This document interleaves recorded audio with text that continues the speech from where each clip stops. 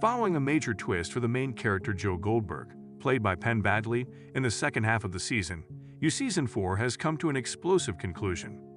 The first 5 installments of the 4th season of the Netflix thriller were released back in February, and the remaining 5 episodes premiered on March 9.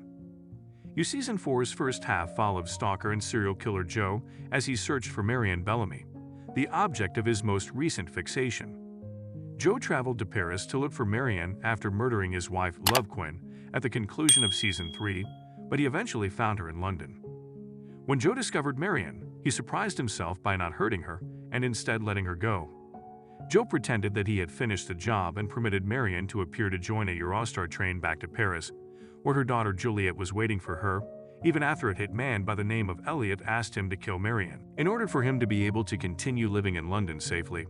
While the audience was led to believe that Marienne had boarded her train safely, Joe had actually poisoned and kidnapped her. This was made clear in Season 4 Part 2, which also revealed that Joe had not changed at all. After delivering Marienne to one of his glass boxes in a deserted London subway stop, Joe hit his head against the wall of the box, severing his personality into two, Jonathan Moore and Joe Goldberg. At the end of Season 3 of Joe Goldberg visited Paris, France, in an effort to find Marienne Bellamy, who had been his most recent love interest and was portrayed by Tati Gabriel. It seemed like he had let her survive during Season 4's first half, but things were not what they seemed. Then Joe started acting the part of Professor Jonathan Moore in London, where he taught literature at Darcy College and made friends with Charlotte Ritchie's character Kate Galvin and her Oxford-educated group. A serial killer known as the Eat the Rich Killer started picking on the friendship group, while also pestering Joe with questions about his past. Joe seemed to understand that Kate's friend and politician Rez Montrose was the Eat the Rich Killer at the end of Season 4's first half. However, it was revealed in the second act that while Riz is a real person in Kate's life, Joe created the Eat the Rich Killer character out of thin air after reading Riz's autobiography. Joe was the real Eat the Rich Killer. After all the shocking disclosures that occurred throughout the episodes, the season came to an equally surprising end. While the actual Riz had never killed anyone, Joe killed him because he believed he was a murderer. The opening scene of the death of Jonathan Moore, the 4th season's final episode of features Joe leaving Marianne's body on a bench in a London park after she committed suicide by overdosing on the painkillers Joe had left for her in the glass cage. The body of Riz, who Joe killed in real life before realizing he had invented the serial killer version of Riz in his mind, is then discovered in the woods. Nadia, a student of Joe's who found Marienne in the cage and attempted to assist her in escaping before she died, tells her boyfriend Edward what she has learned about her professor, but she is disappointed to learn that Joe has already disposed of the cage and Marianne's body in the abandoned underground station. The scene then cuts to a scene where Joe is writing a suicide note and attempting to be talked out of it by the Riz in his mind, after she tells Edward that the only way to end Joe's reign of terror is to kill him. Joe sets out to carry out his plan and jumps off a bridge into a river in London, but not before he kills Kate's father as a final act of love for her. Joe is tormented by guilt over Marienne and does not want to bring down his love interest Kate. Joe plunges into the river after the jump, but he later awakens in a hospital, still alive. When Kate pays him a visit, he makes a promise to start a new life with her and leave everything in the past behind him.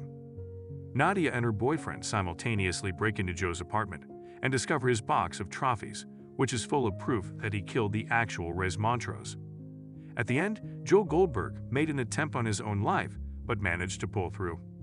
He then made a commitment to move past his past and into his new existence with Kate.